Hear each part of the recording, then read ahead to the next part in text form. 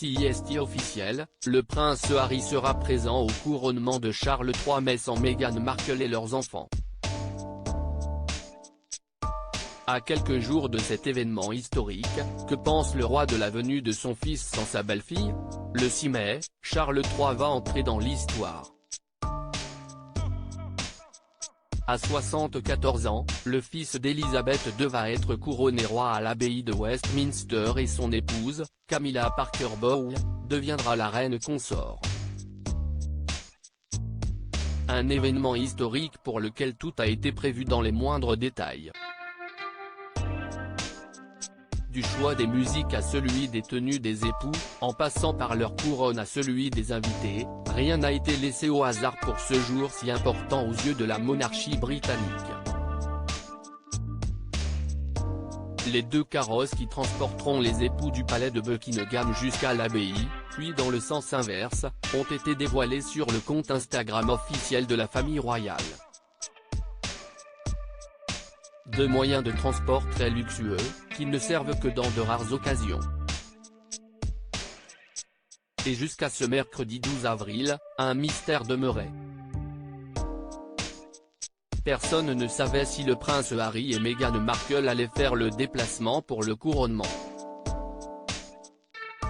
Finalement, le palais de Buckingham a annoncé que le duc de Sussex sera seul à venir à Londres, car la duchesse a décidé de rester aux États-Unis avec Archie et Lilibet.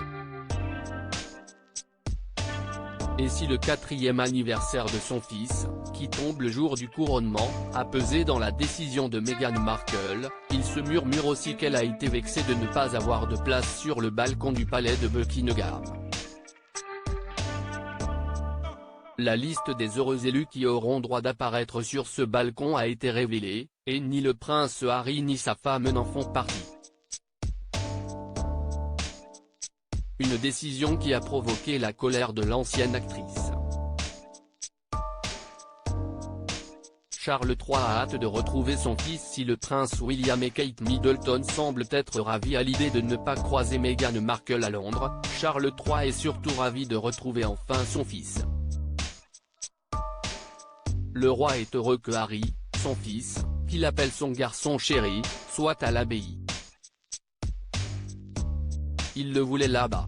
Si est triste, il est très déçu de ne pas voir Meghan ou ses petits-enfants mais comprend la situation, a rapporté le Mirror. D'autant plus que, selon le journaliste Omid Scobie, Harry aurait profondément regretté de ne pas avoir assisté à la cérémonie.